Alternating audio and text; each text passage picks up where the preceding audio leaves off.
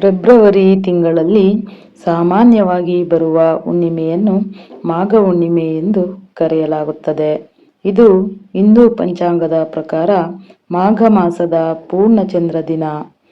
ಕೆಲ ವರ್ಷಗಳಲ್ಲಿ ಪಂಚಾಂಗ ಭೇದದಿಂದ ಫೆಬ್ರವರಿ ಕೊನೆಯಲ್ಲಿ ಫಾಲ್ಗುಣ ಮಾಸ ಆರಂಭವಾಗುವುದು. ಆದರೆ ಬಹುಪಾಲು ವರ್ಷಗಳಲ್ಲಿ ಫೆಬ್ರವರಿ ಹುಣ್ಣಿಮೆ ಎಂದರೆ ಮಾಘ ಹುಣ್ಣಿಮೆಯೇ. ಮಾಘ ಹುಣ್ಣಿಮೆಯ ಮಹತ್ವ. ಮಾಘ ಮಾಸವನ್ನು ಶಾಸ್ತ್ರಗಳಲ್ಲಿ ಅತ್ಯಂತ ಪವಿತ್ರ ಮಾಸವೆಂದು ಹೇಳಿದ್ದಾರೆ. ಈ ಮಾಸದಲ್ಲಿ ಮಾಡಿದ ಪೂಜೆ, ದಾನ, ವ್ರತಗಳು ಸಾಮಾನ್ಯ ದಿನಗಳಿಗಿಂತ ಹೆಚ್ಚು ಫಲ ಕೊಡುತ್ತವೆ ಎಂದು ನಂಬಿಕೆ.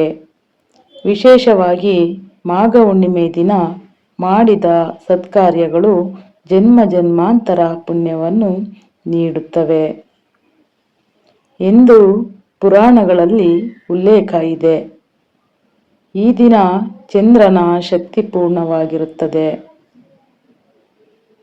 ಚಂದ್ರನು ಮನಸ್ಸಿನ ಅಧಿಪತಿ. ಆದ್ದರಿಂದ ಮಾಘ ಹುಣ್ಣಿಮೆ ದಿನ ಮನಸ್ಸು ಶಾಂತವಾಗಿರುತ್ತದೆ.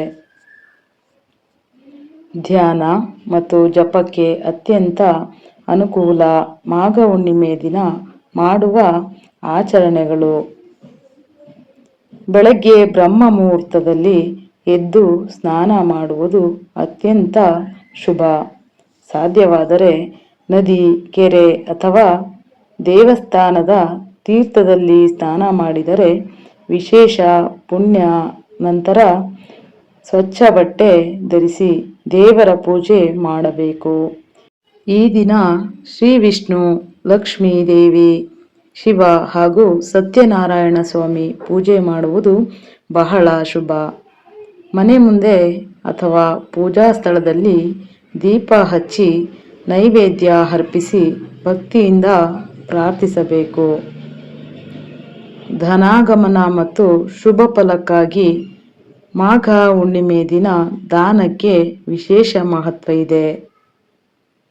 ಅಕ್ಕಿ, ಕಾಳು, ಎಳ್ಳು, ಹಣ್ಣು, ಬಟ್ಟೆ ಅಥವಾ ಹಣ ದಾನ ಮಾಡಬೇಕು. ಬಡವರಿಗೆ ಅನ್ನ ನೀಡುವುದು, ಹಸುಗೆ ಆಹಾರ ಕೊಡುವುದು, ಇವುಗಳಿಂದ ಲಕ್ಷ್ಮೀದೇವಿಯ ಕೃಪೆ ದೊರೆಯುತ್ತದೆ ಎಂದು ನಂಬಿಕೆ. ವಿಶೇಷವಾಗಿ ಈ ದಿನ ಮಾಡಿದ ದಾನವು ಧನಾಗಮನಕ್ಕೆ ದಾರಿ ಮಾಡಿಕೊಡುತ್ತದೆ ಎಂದು ಶಾಸ್ತ್ರಗಳು ಹೇಳುತ್ತವೆ. ಮನಸ್ಸಿನ ಶುದ್ಧತೆ. ಈ ದಿನ ಜಗಳ, ಕೋಪ, ಕೆಟ್ಟ ಮಾತುಗಳನ್ನು ತಪ್ಪಿಸಬೇಕು. ಮನಸ್ಸಿನಲ್ಲಿ ಸದಾ ಶುಭ ಚಿಂತನೆ ಇರಬೇಕು. ಏಕೆಂದರೆ ಮಾಘ ಹುಣ್ಣಿಮೆ ದಿನ ಮಾಡಿದ ಸಂಕಲ್ಪಗಳು ಬೇಗ ಫಲ ನೀಡುತ್ತವೆ ಎಂದು ನಂಬಲಾಗುತ್ತದೆ. ಒಟ್ಟಿನಲ್ಲಿ ಹುಣ್ಣಿಮೆ ದಿನವನ್ನು ಶುದ್ಧ ಮನಸ್ಸು, ಭಕ್ತಿ ಮತ್ತು ದಾನದಿಂದ ಆಚರಿಸಿದರೆ ಜೀವನದಲ್ಲಿ ಶಾಂತಿ, ಆರೋಗ್ಯ ಮತ್ತು ಧನಲಾಭ ದೊರೆಯುತ್ತದೆ. ಹುಣ್ಣಿಮೆ ದಿನ ದಾನ ಧರ್ಮಕ್ಕೆ ಬಹಳ ಮಹತ್ವವಿದೆ.